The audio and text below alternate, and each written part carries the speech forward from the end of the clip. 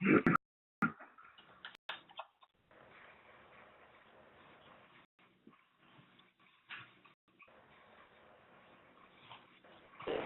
hi everyone. Hello. Good evening. Welcome to our call. Did we do a roll call? Okay, what we'd like to do is start by doing a roll call with everybody on the phone, and then we'll move to our room. So I'm just going to go ahead and do the roll. Turner. Taylor. Here. Powell. Here. Rita Verstappen. Anna Nelson. Here. Dan Costi. Here. Hillman. Here. Carrera. Hi there.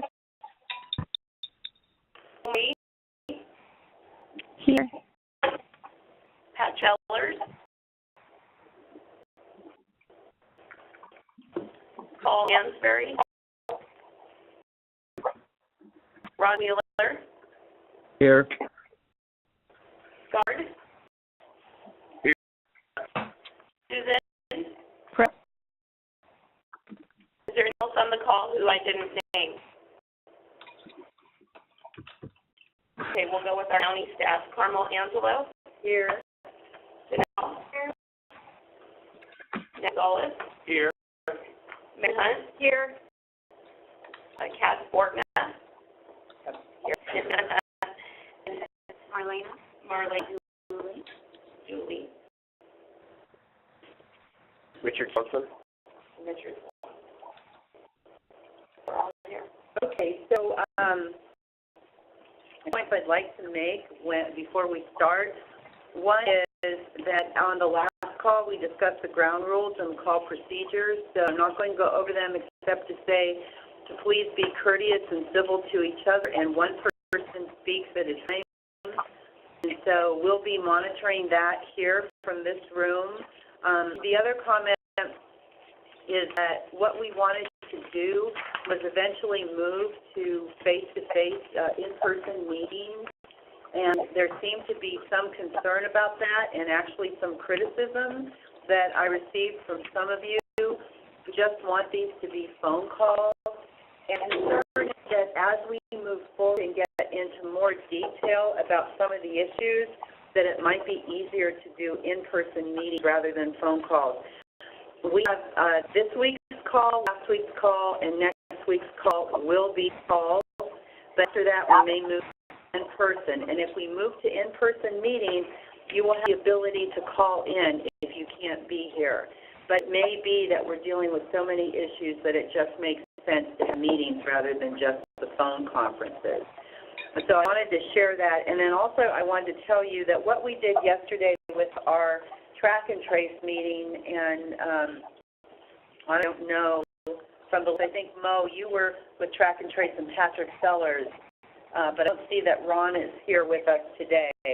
But what I will say is that we probably spent a good hour just bantering back and forth, and then the last half hour of the call, we got into some very concrete issues we will actually review on our next call, and those issues will actually be shared with the board.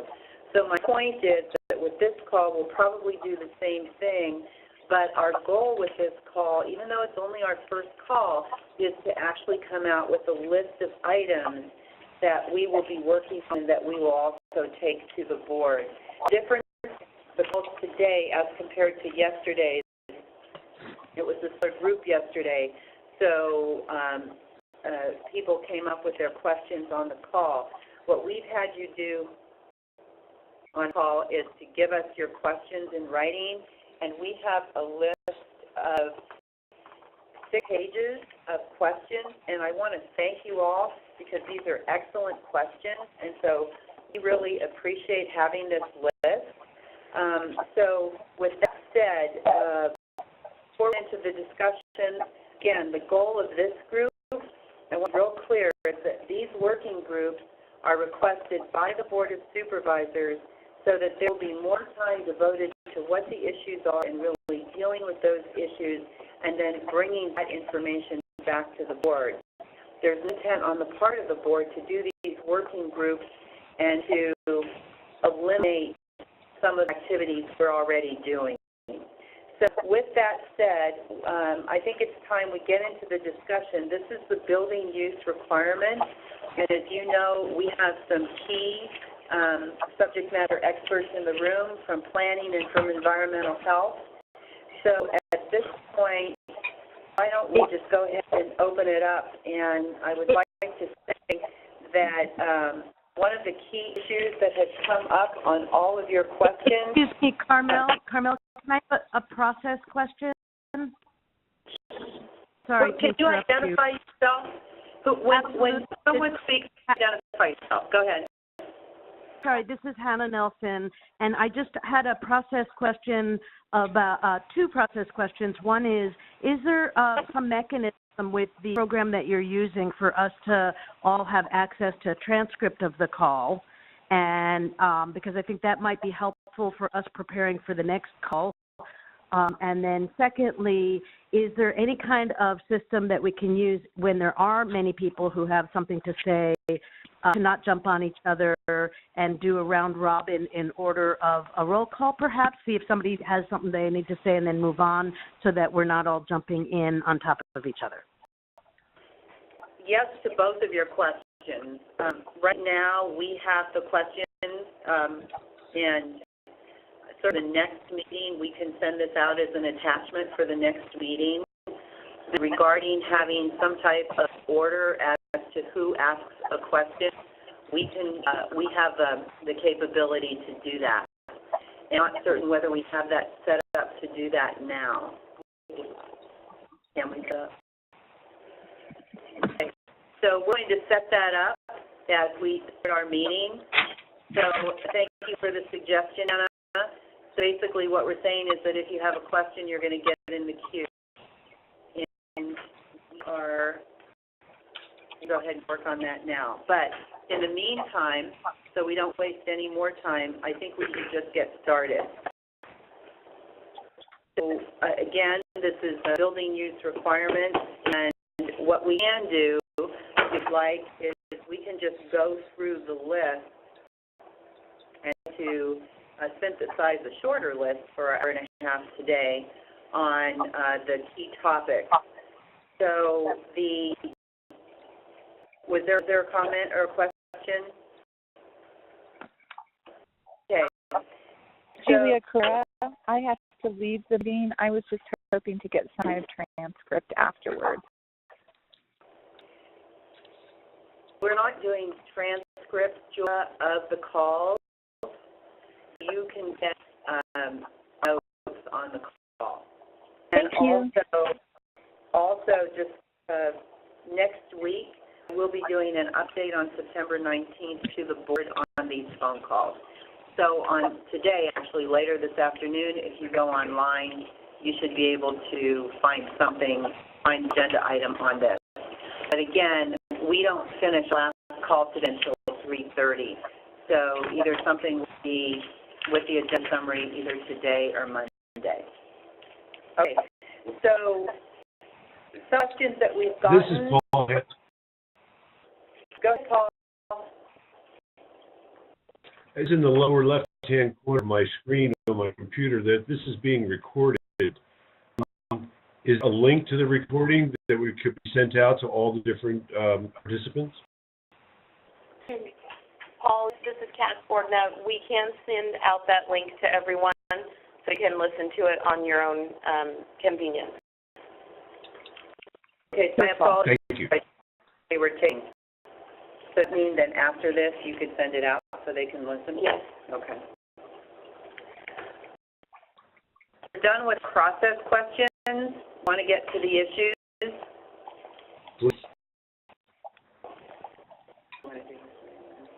Okay, so let's do this. I'm going to just go ahead and start. One of the questions that comes up is about how can the county adopt an ag-exempt space can be used so cultivators can trim their product on site and effectively this season.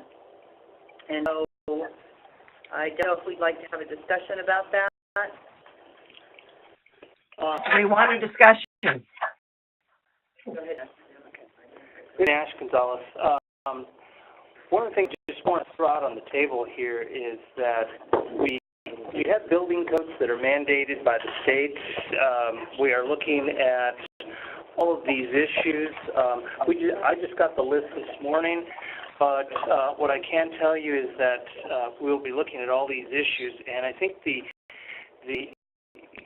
looking at is to try to be as flexible as we can within the confines of the law.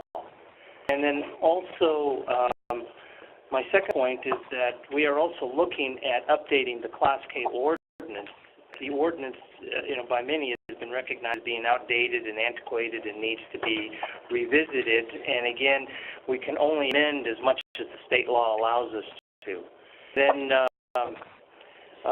going forward, we'll be looking at a lot of these issues. So what I'd like to hear from you folks as to what those concerns are, so that we can work with the subject matter experts and make any adjustments where they need to be adjusted. But again, as everyone else has said, in some cases we can't make any promises because some of these things are limited by state law. This is Hansberry. I'd like to speak to that. I spoke with Mike, the former head of the building department, and he was working on those revisions. I spoke with him before he left, and he said that he was going to be including live workspaces with a commercial use by definition. I'd like to know how these laws are, or how you're going to change them. All it says that it can't be used to sell a house or to rent for income property within a year, or else the permit would be revoked. I'm certain there's lots of Class K building out there that after a couple of years, circumstances change and you have to use it as income property. So are those going to be considerations that are addressed? Because right now, it seems like the attitude is that this is a commercial enterprise and Class K doesn't fall because it's a residential permit. That it's a residential permit. It was originally designed for residential uses, and there are both provisions in the county code and in state law. But again, we're going to be looking at a lot of these questions that have come up in recent weeks as to what you can and can't do. But again, right now we're pretty much limited in what's happening. So I can tell you that the Board of Supervisors is going to consider, or should I say the Standing Committee is going to consider on September 25th, and the idea is for staff to bring to the Board some suggestions with the hopes that the Board will give direction. And what that means is that staff will then move forward with looking on an update to the Class K ordinance and then bring it back at a future date. And again, on the 25th, it's just a standing committee of the board that, in essence, will review the concepts being presented by the building official, and then seek direction and then move forward with the revision of the ordinance. Because the building official and I have concurred that the ordinance is outdated, so we need to look at what needs to be updated. This is Corinne. May I make a comment? Corinne, I make a comment? Go ahead. Okay. As long as you've outlined this process, Ash, would almost create an imperative based on how scheduling is done for the board and back and forth between committees and commissions, etc., that you also ask the board for some kind of provisional exemption for this season, which is upon us, for building use. As long as we don't have any real clarification yet, could you please put that into your comment before the board?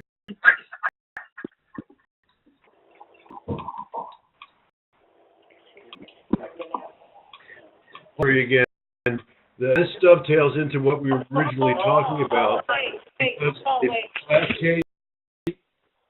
Hold on a moment. Hold on. So back to Corinne Powell. Okay. This is regarding the Class K ordinance, correct?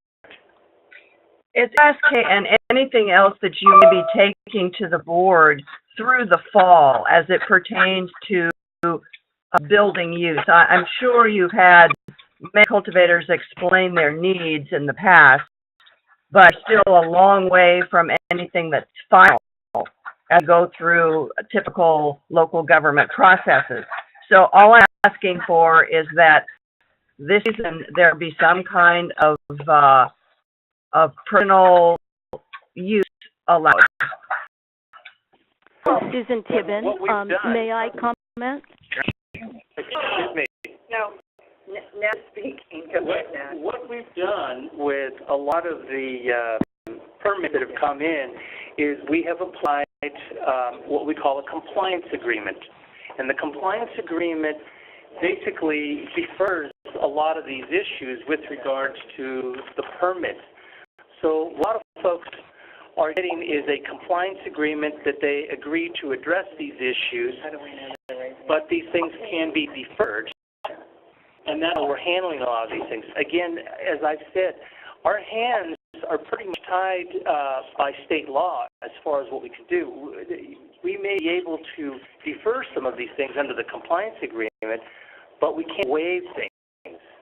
So when we talk about provisional permits and things like that, we have to take a look at what the state law allows us to do. These are good questions, and these are things that we're going to be looking at. But again, there are certain things that we may not be able to do. This is Nelson. A question. How could we? Okay, one, please. This is Nelson. I have a question. In the standing committee, is it limited to Class K, or is it also dealing with the issue of expanding the exempt policy and updating the cargo container policy, and or dealing with a policy regarding temporary structures and requirements for them for commercial use? This will just be for Class K. Yeah. This is not Ward. May I make a comment, Nash? Go ahead. Regarding Class K, you taking it to the board on the 25th kind of negates our face-to-face meeting on this month. I mean, the timing's not right. If we're going to have input to the board regarding Class K, then you're preemptively going to them. I think we'd be better advised to have the board not make final decisions so we have our input. That's number one. Number two, California Health and Safety Code 17958.2 allow local government to modify Class A upon local conditions. So there's a little bit of flexibility in state law. Understood. There is flexibility, and that's what we're going to be looking at. And coming back to your first one, the board's not going to make a decision, a final decision on Class K. What is happening is a standing committee. The board will receive a report from the building official as to what needs to happen with Class K. In other words, we understand that the Class K is outdated, and we're basically going to be seeking direction from the board as to what should be updated and what the board wants us to take a look at. So this is going to committee first for direction, then staff would receive direction, work on an ordinance, and then bring it back to the board for the board's consideration at a later date. So there is no final decision at this point. So, The referral, hold on, the referral for Class K going to the standing committee on September 25th was made months ago. And regarding Class K, it had nothing to do with cannabis. Since that time, it's been identified that some of the cultivators are utilizing Class K structures. So on September 25th, you all could show up in the boardroom for that standing committee to speak under public comment on this particular item. I believe that Class K is the only item to be discussed that morning on the 25th. And then Nash said, ultimately, this will go back to the board. Susan Tibbin, may I make a comment? I asked Scott, Carmel, everyone, regarding the the Class A and looking particularly at Article 6, when we speak of needing to update an outdated document, you should be aware that within the existing document, we seek to a degree of flexibility. We speak to common sense. So as a cultivator, as a small farmer, when we look at the homes that we live in that are Class K, the very essence of a home business, a home occupation, or a cottage business, if you will, is that business, that activity takes place in a home.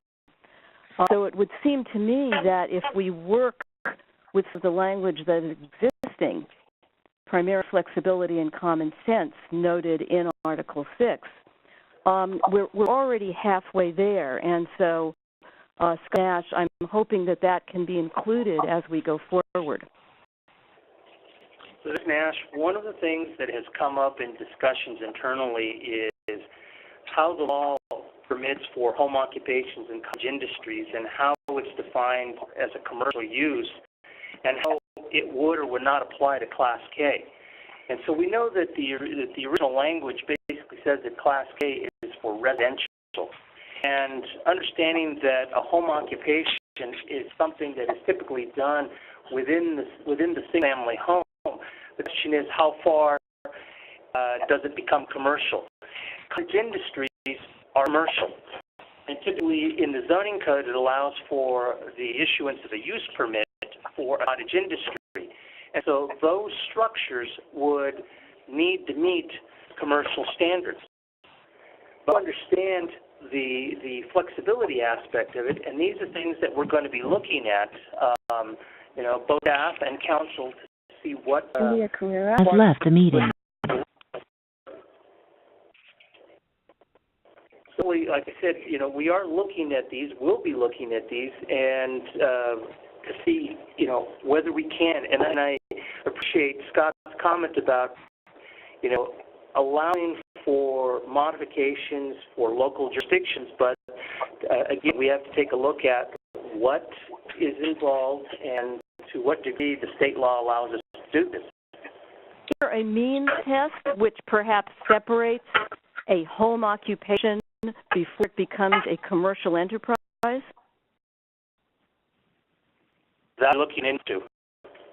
This is Scott Ward. There's in the Mendocino County Code 20.156, there's a whole slew of definitions of what home occupation is, or it has been past practice of the county to allow occupations in Class K dwellings, whether it's been codified or not. That's what's happened. So, not sure where transition is from home occupation to commercial either, Nash, except for it would be members of the public or employees or clients present in the home. Otherwise, allowed to have certain home occupations without the building being converted to commercial according to the land use code. This is Paul Hansberg. Further, in section... Excuse me. I want to go ahead and respond to Scott. Okay. So this is Marilyn Hunt, and Scott, I agree with you. It is addressed in the land use code as far as home occupations, but that doesn't speak to the building code. I think everyone should know that these are topics that we are discussing internally. We're not taking this lightly. We're not dismissing any of this. You talk about this amongst staff like every day. How can we make this work? And so I think all your comments and looking at all of the questions that have been asked. I mean, we've got 6 pages of questions. Certainly, we won't be able to get to everyone today, but I just want you all to know we do take this very seriously, and we are trying to work this out. I have. So before we continue, what we're doing is, if you want to speak, you will have to. What will they have to do now, Cass?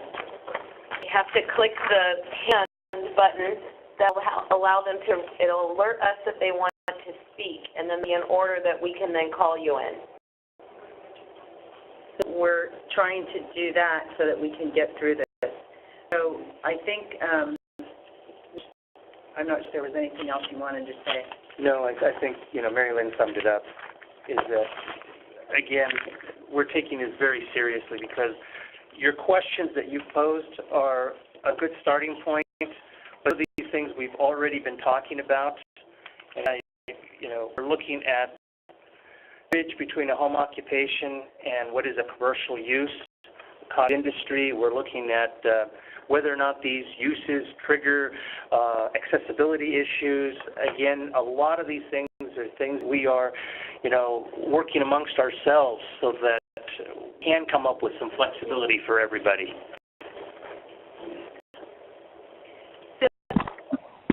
One of the things that we've discovered is that they're more on the phone than sitting in front of a laptop. So unless you're in front of a laptop or some technology, you can't just let us know that you want to speak. So with that, we've had to mute everyone, which means that we're going to try to do this as orderly as we can. So questions?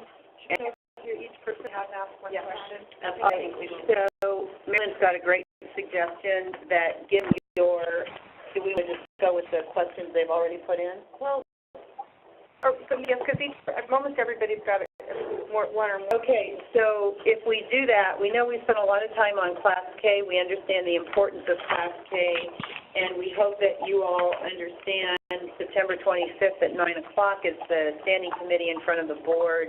For you, would be a good opportunity for you to bring in any questions or comments on Class K. The board will be informed of this call. They will have this on Tuesday, but it's the standing committee on the 25th that has been tasked with really looking at Class K.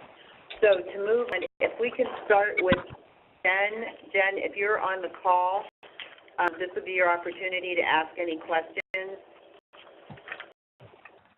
Jen Procacci? Yep. Okay.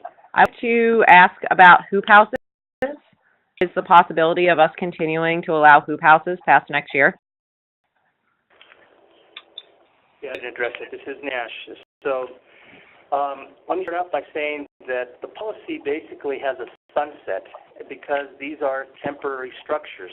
And again, we look at the building code, and the building code does provide for temporary, but it does provide a short period of time. What I mean from a lot of these questions is a lot of folks would like to go beyond the sunset period and basically have an indefinite time period for hoop houses. That's something we're going to have to take a look at because, again, the state law basically has a definition of what is temporary. And our attempt to address this year it was to allow these hoop houses temporary so that people go ahead and cultivate and bring in their crop this year without having to establish a permanent structure and go to the permit process at this point. So again, the idea was to provide some flexibility, but also have a sunset period in there. This is something that we're going to revisit with council. May I respond? By yourself? Procacci, I asked the question. Okay. What is the state definition of temporary within the context of a yearly growing cycle? 30 days. Basically, it's 180 days. So it doesn't relate to cannabis. It's basically in general. Because these are very common ag structures. These are in all forms of agriculture far beyond cannabis. So it's preventing the county from allowing us to have a sunset and to go ahead and use these structures for 180 days out of the year. Something we're going to take a look at is because it's been brought to my attention that in other communities they do have hoop houses. And again, we look at what is exempt from the code. If it's under 120 square feet, it could be exempt. If it's over 120 square feet, it's subject to a building permit. And if it is subject to a building permit, it's subject to the provisions of state law. May I further comment on that? The original hoop house policy was an exemption from permits. The California Building Code in Section 108 allows the building official to issue a permit for a temporary structure. So there's an exemption from permits, but there's nothing prohibiting the county from issuing temporary permits.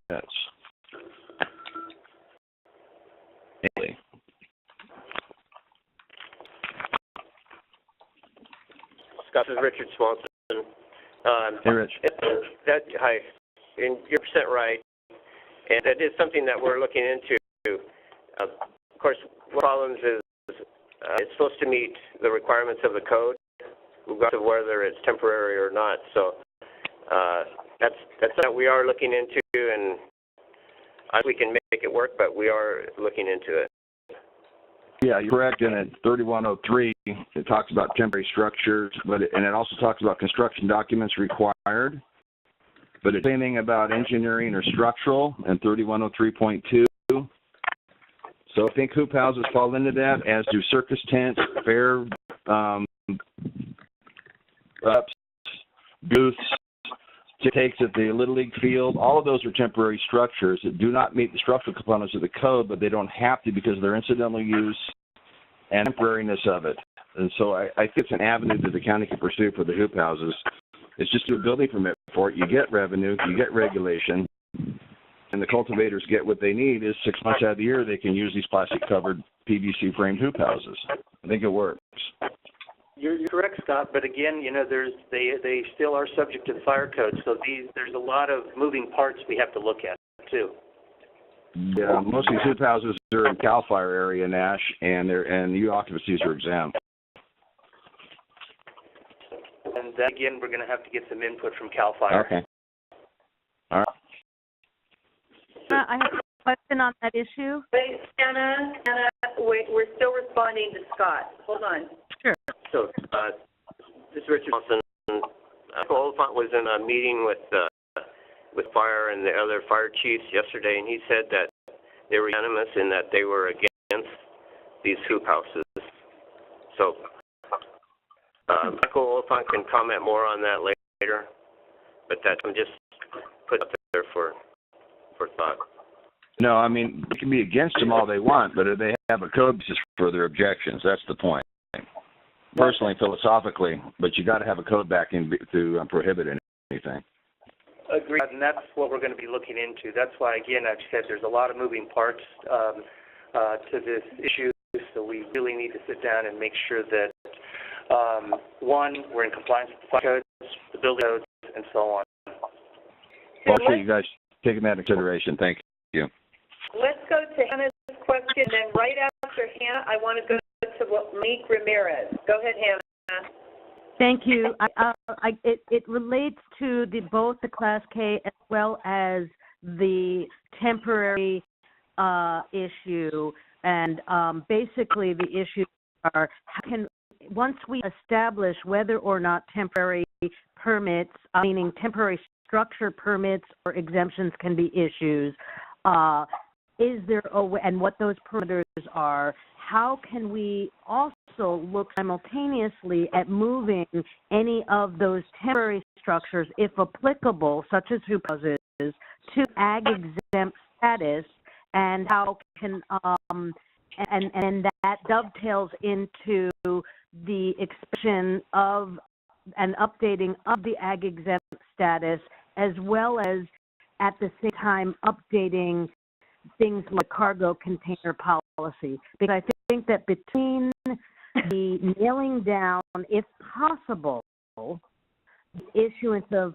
temporary permits, not as in provisional, but the temporary use permits for structures that are temporary, together with moving some appropriate structure into ag exempt and coming up with a decent definition of that, dovetailing onto updating policies, whether the ag exempt policy or the cargo container policy, that would provide with sufficient coverage before we even move to the issues of whether or not certain commercial buildings that we know wouldn't fit either of those categories would require certain conditions dependent on whether they have employees or the public or whatnot.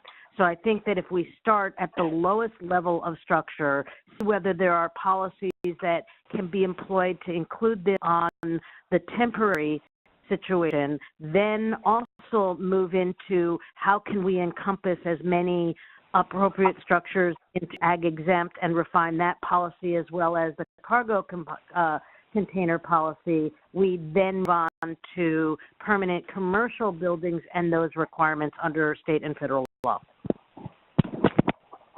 All right, this is thank you in response. It's a number of different issues here, but what I'm taking away is can some of these structures or the majority of these structures be moved into an ag exempt? Something we'll be taking a look at. Okay, let's go ahead and move to Monique Ramirez. Thank you for letting me speak.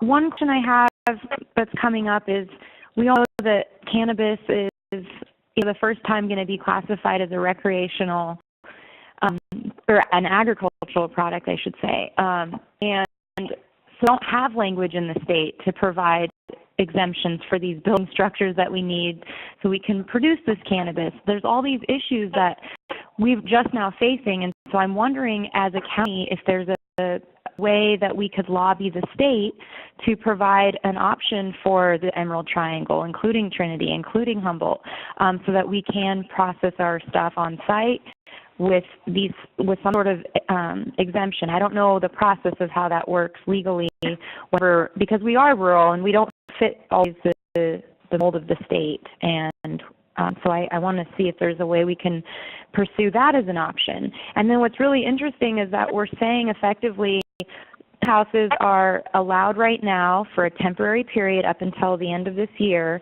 and then moving forward, people are going to have a commercial structure built. But you're allowing it right now, so I don't understand why the processing facility also couldn't be allowed right now for the trimming portion, and then moving forward, maybe we have to have some sort of commercial thing. And also, one other thing really quick on the hoop house, if Cal Fire is against it, I really don't understand why. It's a plastic with a PVC pipe arch, and some people are not using it to do light depth. For me personally, I'm only using a hoop house for just a few months, and that's just to get the starts going. And after that, then they get located into the ground outside. So my use of that is only a short time, 3 months. So I hope that the county is going to look at also the different reasons why people are using hoop houses. They're not all including just light depth. And I don't see how that's a safety or a fire concern of any kind. So thanks for your time. Those are good questions. Again, when we look at processing facilities, these fall more into the commercial arena, so we are looking at that as well. Again, I think I'm going to defer to Carmel on lobbying the state. But I can say first, with regards to the building codes, what happens is the building codes are looked at every 3 years. Comments are made by the industry, comments are made by the public. It goes through a vetting process. Then it's sent out to building officials to review. Building officials comment again, and then ultimately it is the state that adopts the building code, and then sends it down to the counties and the local jurisdictions. Building codes have been modified, and input has been provided in the past by the legislature, but that is something that is done at the state level. And again, usually it has something to do with either an industry or it's a natural disaster, something that occurs that creates a regulation. I think in the last 20-something years, I haven't really seen the legislature make the code less restrictive, but they're moving in more restrictions.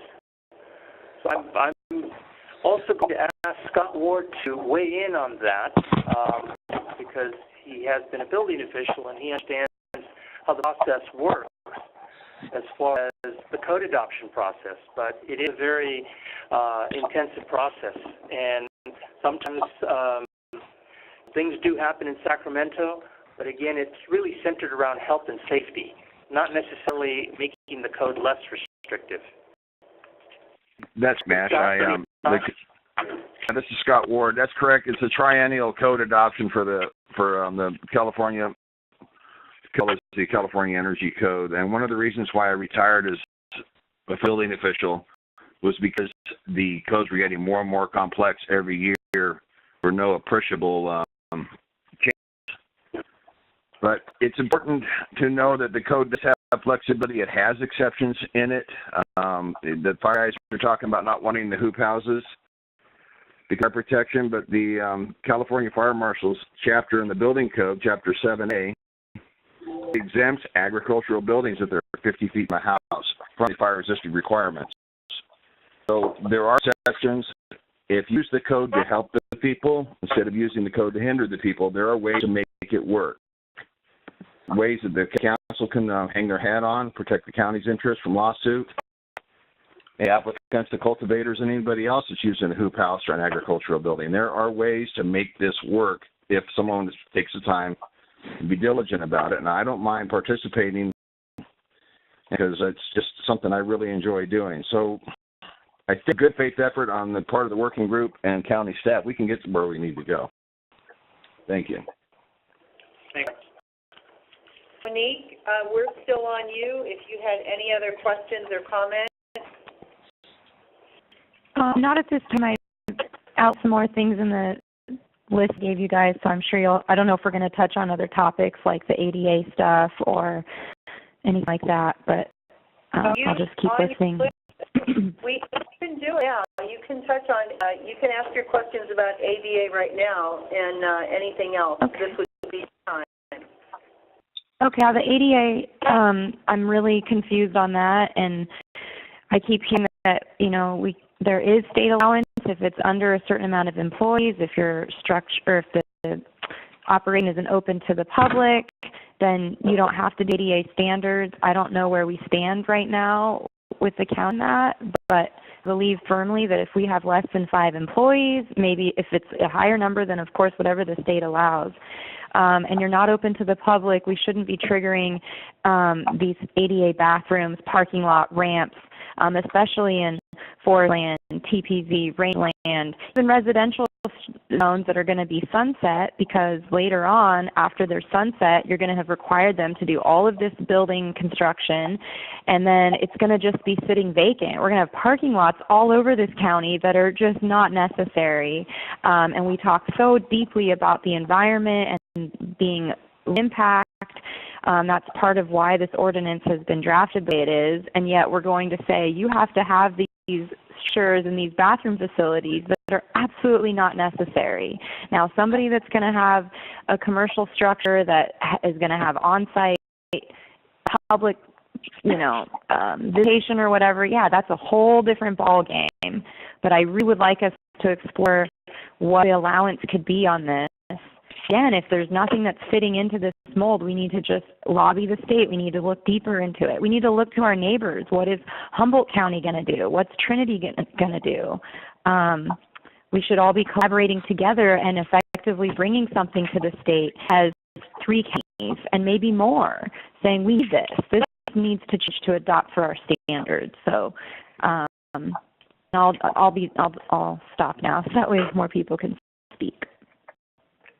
Okay, this is Richard Swanson. On the accessibility requirements, when a building permit is for, we apply these codes, and one is the buildings have to be designed so that they're barrier-free, and that's why these requirements come into play. So it's a commercial application and permit, then goes through that process. If it's a residential permit, it doesn't have to go through that process. So these greenhouses are only requiring a parking stall, an access aisle to the entry door. The F1s, which would be a trimming room or a drying room, would require full access. So that would be building or other doors, they would be in compliance as well. Bathroom goes, there's a table in the plumbing code that requires plumbing fixtures, and an F1, it would require a toilet and a sink, and where that requirement comes in. The plumbing code kicks that in. The building code requires those plumbing fixtures to be accessible. So that's that's basically why, if it's a commercial business, and in the building code is the building codes and accessibility requirements. Go ahead. This is Scott Ward. This Ward. May I chime in on that? Rich is correct. The California Building Standards Commission adopts the building codes, specific chapters 11A and 11B for accessibility. 11A is for residential, 11B is for commercial, non-residential. You are correct, ma'am, in saying that the Americans with Disabilities Act says less than 5 employees, you don't need to have accessibility. However, the state of California, in their infinite wisdom, has decided to have accessibility standards that are stricter than the federal minimum. The building department is obligated to enforce those requirements. However, in California Building Code Section 1.9.1.2, you don't have the public, clients, or employees present, and their bathrooms are required to be accessible, then you do not need to provide accessibility for the buildings. So that's an interpretation that I believe the building official has gone with. He's spoken about it, but I don't think it's codified anywhere. But you're hiring trimmers or helpers doing your gardens, and you've got employees, whether they're employees, 1099 and or whatever, you have to provide accessibility. If you're a mom and pop show with no employees, none, they don't. That's my reading of the code. But the code is stricter than the Federal Americans with Disabilities Act. Thanks, Scott. This is Richard again. If there's no employees, if it's a U occupancy and there are no employees, then a bathroom wouldn't be required.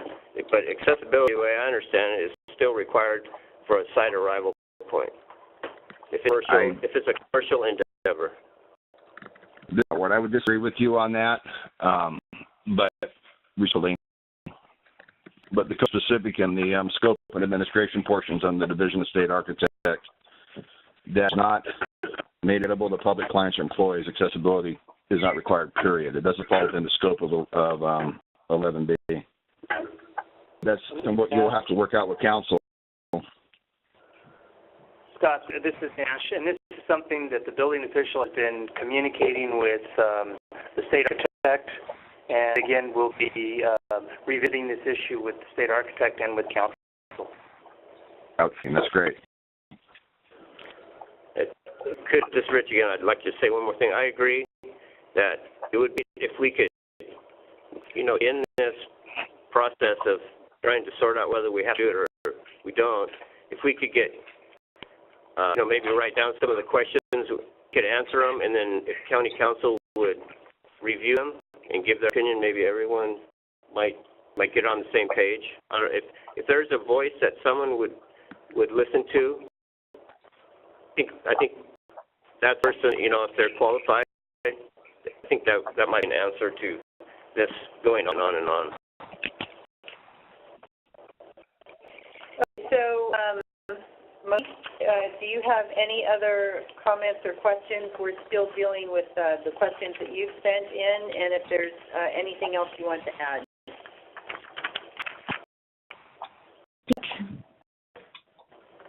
Okay. The next person is Julia Carrera. I believe she's left the call. So that call, Hansberry and Susan Gibbon, you did submit, you submitted 4 comments, and I think you had questions, and you may have already asked them, but here's your opportunity again to speak. Well, I was talking about the Class K permitting, and that's being looked at.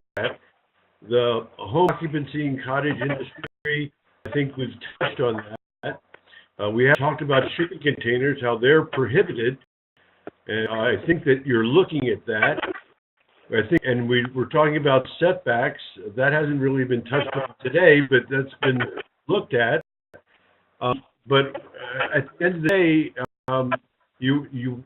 we're in a compliance agreement, and all this stuff is being looked at, but we don't know what we're agreeing to. Paul, could you repeat that? We lost your last couple sentences. All the different things we talked. The things I wanted to discuss was Class K permitting, home occupations and cottage industry, shipping containers. I don't believe we've spoken to that yet. Setbacks, but it's been indicated that all of these things are being looked at, and we're being asked to sign a compliance agreement to get us through this season. But we don't know what we're agreeing to comply with because it's still being looked at.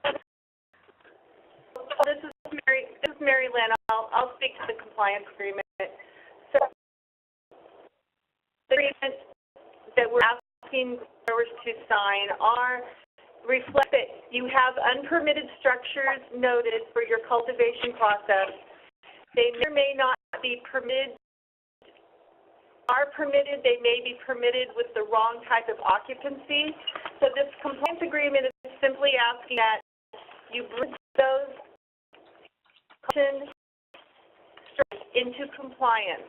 Now, in most cases, we're allowing you get a year to do that within. I think by signing that, you're agreeing to the fact that you will bring your structures into compliance. And as we work out the Class K, the Ag exempt, all these things that we're working on, within that year, these will all be worked out. You will know what type of permit will be required to obtain by the end of that year. Does that make sense?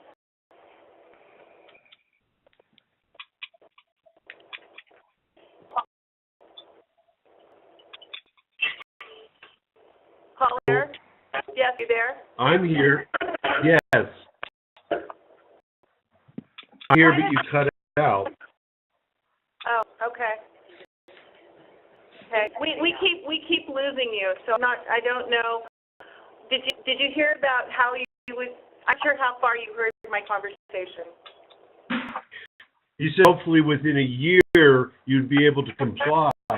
That's not necessarily true because I need to know what I have to comply with. I may not be able to afford. I may not be able to comply to compliance with all these different things depending on what you come up with. And that's correct. So if at the end of the year let's say something happens where you need to take out a certain type of permit that you don't feel that you can comply with, and you would no longer be able to use that structure for your cultivation. It has for exactly what it was either admitted for originally or what is allowed under the current permit program. And again, this is the idea of the compliance agreement was to be able to move these permits forward. People could go ahead and do their business now, but defer the permits into future up to a year.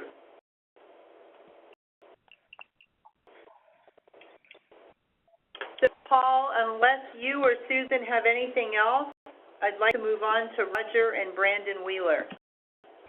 Susan, and I do have a couple of comments. Briefly to speak to the going issue about compliance, while, sort of pro forma a good idea, the concern is that nobody in any business or any home occupation is going to sign up knowing that they have a target on their back and they may not be able to come up with the $30,000 or $40,000 that we all eventually may be necessary. So in terms of adoption, the compliance agreement is a difficult situation because of that. In terms of setbacks and shipping containers, shipping containers we all know are routinely used throughout the counties.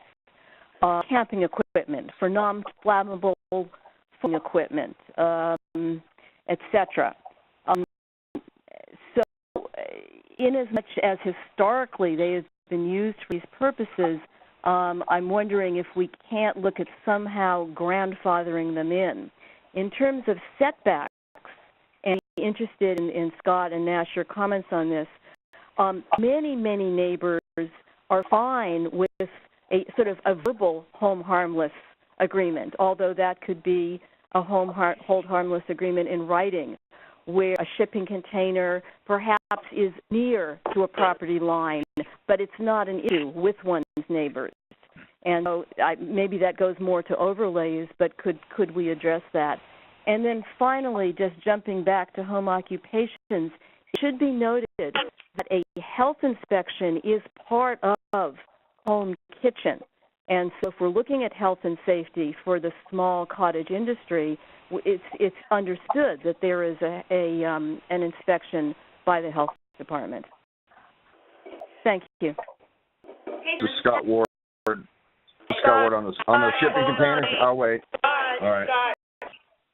Go ahead, Dana.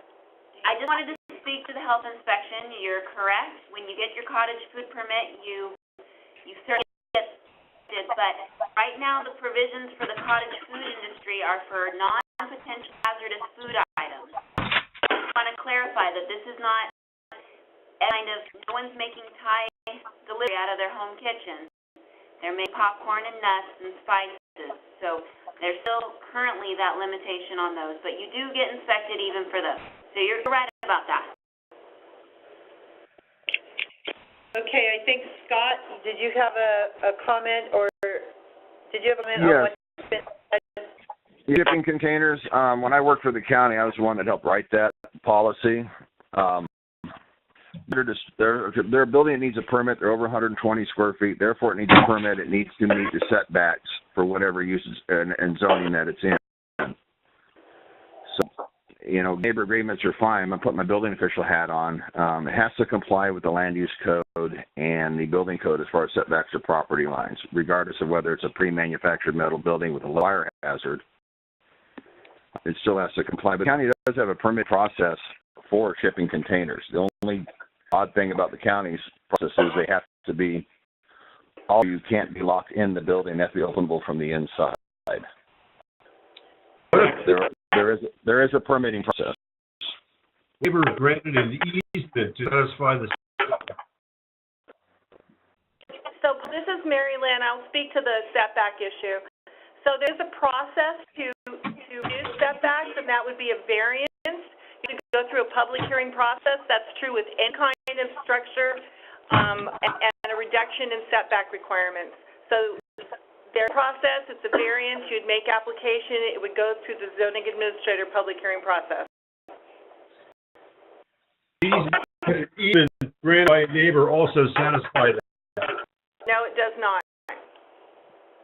The variance process is set up, so it provides a public process so that the setback can be reduced, and there's certain findings under state law that need to be made, and those findings are mandatory and apply statewide.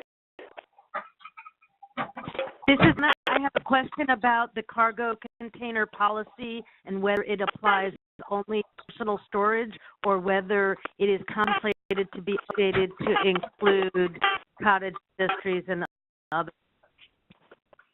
This is Richard Swanson. I can speak on that. We have several pertinent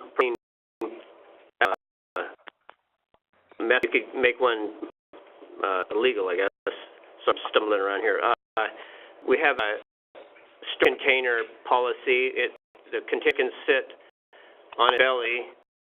The only way it can be altered, though, is with a if it needs a man door in it, so someone can get out of it without any keys or special knowledge, similar to what the refrigerators, the refrigerators years ago, someone could go inside and it'd be up and they would suffocate her. So it's kind of with a cargo container, someone could be locked into it with the way they're originally designed in containers. So they can only be altered with a door, and that's a problem for a lot of them, depending on how they're being used. If they're just being used as a storage container, it's easy to get a permit for one. But as soon as they're altered with windows, then that policy can't be used, and they would need a regular building permit. So if used for drying or trimming rooms, typically there's ventilation and electricity and mechanical equipment in them, and then a regular building permit would be required. and it's a structure that's non-conventional in design and would need engineering for it, and therefore it gets expensive to get a building permit with all the engineering that's required. And typically those are inexpensive to begin. By the time somewhat accessible with engineering, that's where the problem comes in. Most want to spend that like that. Is there distinction of personal use versus business use or not? So if you're using it for and then the occupancy group there would be different than just a storage unit. It would be an F1 at that point and need to meet the requirements.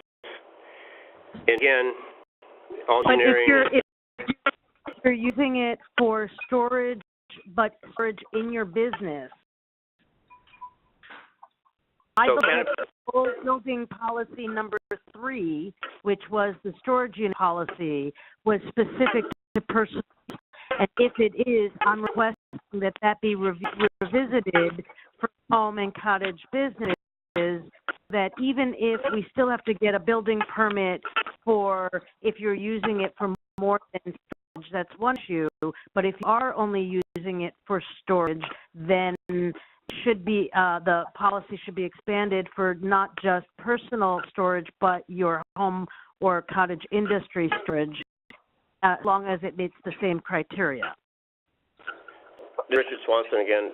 If I would say, that's something we can look into, but at this time, if it's commercial storage structure, it would need to meet the requirements of the code. That would be my answer at this time. Can be included with your revision for Class K? This is Nash, and again, these commercial storage structures, we'd have to take a look at because I don't know if they fit the definition for Class K. Something that we'll have the building official look at. Again, I can't answer that because these are unconventional metal shipping containers that are then modified. And again, engineering is required for these. So again, there's a gray area there. So we're going to have to take a look at that. Okay, so let's go ahead and move on. We have about 10 minutes left on the call. So I want to get to Roger and Brandon Wheeler next. If you're on the call, you have a few minutes. We have all of your questions, but is there anything else you would like to add? Brandon Wheeler here. May I comment? Please. Well, I think at this point our main concern have to do with the Class K buildings. I know there's a lot of cultivators, ourselves included, that have concerns that we did get Class K permits that were issued by Building and Planning Services, in some cases even earlier this year, and now we're being told that these might have to be commercially permitted built. So we're concerned that there does need to be a path of compliance for those of us that have, done our due diligence to try and meet these codes, and then just, feel like we just keep getting changed on.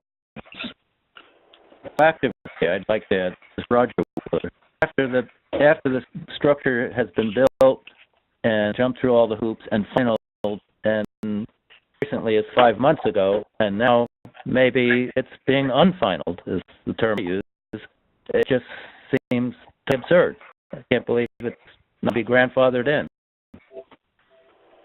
Nash, and just a general comment, when a lot of these permits came in, it was not told to the building department what the purpose of these were, so they were treated as Class K residential, and so now we're having to come back and look at alternatives and look at ways to make the round peg fit into a square hole or a square peg into a round hole.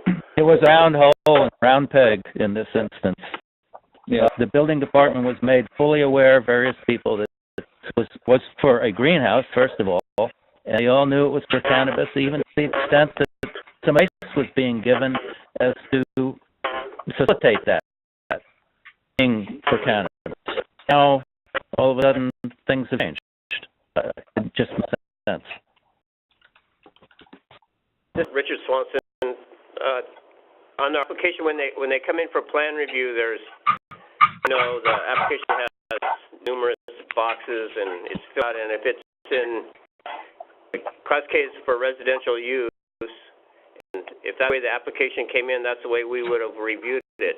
And it is unfortunate for many people who applied for permits end of 2016. I've talked to many of them, and to change them over to a commercial greenhouse is difficult. There's no doubt about it, and it's unfortunate. But if it's in the CAN program, it's considered commercial, and it will need to be changed. And anyone who, I can talk to you about it if you want. I can kind of help you through the process. I'm not saying it's going to be easy, but I can help you. Again, this is one of those things that is a bigger picture concern, so we're going to be looking at it at how best to address this. So, Brandon, point well taken. Again, we'll be looking at this. So, I'm going to jump in just in the interest of time. We've got a few more people that submitted questions that I'd like to get to. Tillman, Jude, is there anything else you'd like to add or anything specific about your questions you'd like to discuss over the next couple minutes? Yeah, very quick. Thank you very much. Very quickly, my has to do with the requirements for building use with regard to issuing licenses for licensed premises being separate and distinct as the state law calls for it. That was the trimmed down version that Governor Brown signed on June 27th. Out of the McCursa and the Alma and the various public input over the testimonies held statewide in June, July, the state's taken significant public testimony from businesses that share premises in industrial parks, shopping malls, and single contiguous structures. So the state's indicated that it will allow separate and different licenses reflecting completely different activities in contiguous structures. That opposed to side-by-side dispensaries or manufacturing facilities will not be allowed. So not the same license, but to have different licenses in sharing contiguous structures. So just proposing adding the above language for the county ordinance, which I think would express support from our county, as many other counties to the state are doing, express support for that direction in the emergency ordinance that the BCC is going to be coming up with within the next couple of months. And that language would simply be this one sentence, quote, licensed premises may exist in separate but contiguous premises if exits and entrances are separate and distinct, end quote. So that would be added to the existing business and professional code that I just read.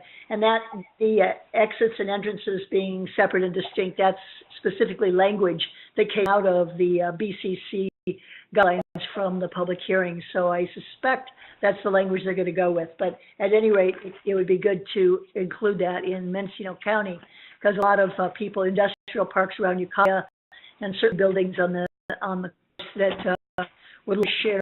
We, for example, in order to continue with our patient research, we need to share a building, but not entrance or exits with a testing laboratory. So I have. Great. All right. Thank you, Jude. I want to move on to Corinne. Corinne, I know you spoke earlier, but is there anything else you'd like to add? We do have your list of questions. I would like somehow to get from building and planning now a summary of what is allowed and what is requiring it, and how long each type of thing has for amnesty prior to either you're in total violation or we're still looking into it. Because I know that there's so much random rumor without, the definitive list. So I think that was one of my comments that I made, and I would like some kind of summary for our discussions in the future, because we're all over the map. We all have concerns, and these cultivators are up against it this year. I mean, they're harvesting with nothing to do with their product. There's no place to put it because they don't know what is going to be allowed. And in my case in particular, I haven't been inspected yet, so I'm in total limbo. It's difficult to proceed. Okay, thank you. I think you bring up a good point as far as wanting some type of summary document. The challenge for staff, and I am going to ask Nash and Mary Lynn to comment, but I believe the challenge is that, let's be realistic here. While most of the people on this call have been in this industry for years, and you've managed your business the way that you have, and clearly some of you have managed your business really well. This is a whole new environment we're in, and unfortunately, we're all learning, including the staff who are getting direction from the board learning as well, and we know the direction changes because we really are trying to meet the needs out there. I think we'll do what we can to give you a summary, but again, we're all learning. So I'm going to go to Nash and Mary Lynn to speak, and then we're going to find a call, and I want to tell you about the next couple calls and what we'll be doing. This is Nash, and again, like Carmel said, it's a learning process.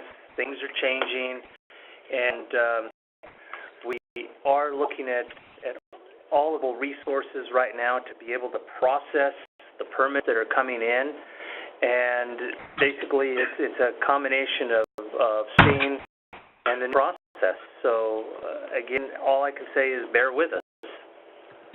Well, that's wonderful, Nash, and I will be happy to bear with you as long as I'm able to continue as I try to comply. And that's always the greatest concern.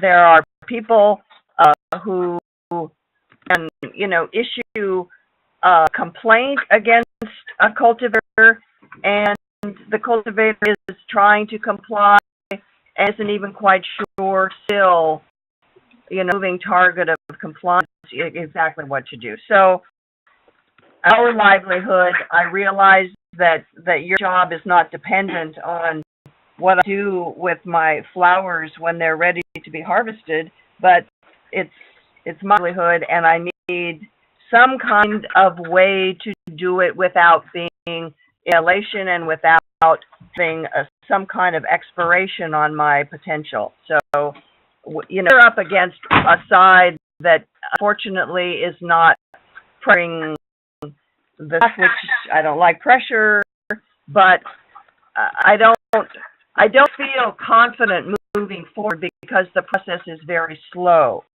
and my ability to do things responsibly, is still on the line, but I need more definition to these things may be decided, if it's even going to be in 2017, and that isn't the case, then we're into 2018 with all of the other state regulations coming online. I'm part of that working group too. So that's why I started this conversation today with, isn't there more of a provisional system rather than the compliance plan as others have discussed, or may not even be achievable. So whether that makes sense, but that's a concern. Well, the other comment is that the compliance agreement was the best tool that we have available at this point. Short of stopping everything, it allows us to defer into the future, and it allows you to continue to do what you're doing at this point, but we do have codes that need to be adhered to. We do have regulations, and the idea was create a compliance agreement. It's basically an agreement that allows for the deferral of these things to be done in the future. but you agreed to them.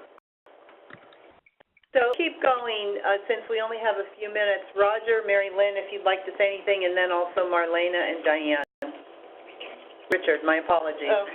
Sorry, Richard. Do you have anything you want to say, Rich? I could real quick. The permit process is painful, and we're the best we can. I mean, we're just with symbols, and it's taking a while. So I'm doing my best to help explain, and we have new staff. You know, learning, and we're honestly we're doing the best we can. We're all working hard down there, believe it or not. So. Thank you, Richard. Go ahead, So, Mary Lynn. so this is Mary Lynn, and I'm just going to echo off what Rich said, and especially this to Corinne. Corinne, I understand everything you said. I get that. If I were in your shoes, I'd be feeling the same way. Unfortunately, I'm on the other side of the counter, and I've got my regulations I've got to try and adhere to. And this program that is historical for our county, and we've only been into it for really just a few months. I know that, you know, you as growers and processors have been doing this for a long time. You're probably the cream of the crop of the people we hear from, and they have to also look at the people that aren't really doing it right. And, you know, there's problems, and we want to make sure that everything we do addresses everyone. So we've got to we're working as fast as we can. As Rich said, there's a lot of new staff, and we have things we're doing besides Cannabis once in a while. So as I told someone the other day, we're all in this together, and we are trying to do our best to make everything work for everyone. So that's all I've got. Thank you, Marlena. Add that environmental health is going to keep working closely with the building department regarding the ADA accessibility and where we can provide flexibility. I know that the board is looking at some things that restrict us in the code, but I welcome anyone to give me a call if you want to talk septic. We already have a lot of tools in our toolbox to address sites, and I'd be happy to talk to you so you can get back straight and have to operate under rumors. Diane, did you have anything to add? I don't have anything to add. I have one thing to add. Roger here. Quickly, please. I understand the need and the value of the compliance agreement that's keeping us moving forward. I'd just like to say that I think I heard the comment of 1 year to make some actions. I don't think that's doable for most people. Just to get if I had a set of plans to turn in today to the building and planning department with a dry shed, dry room, room combination thing, when to get a permit to even start construction, probably take at least 6 months. Years is a lot more doable. 1 year, I don't think in my book. I think it'd be a just totally stressful position that I wouldn't want to get into. Mary Lynn again.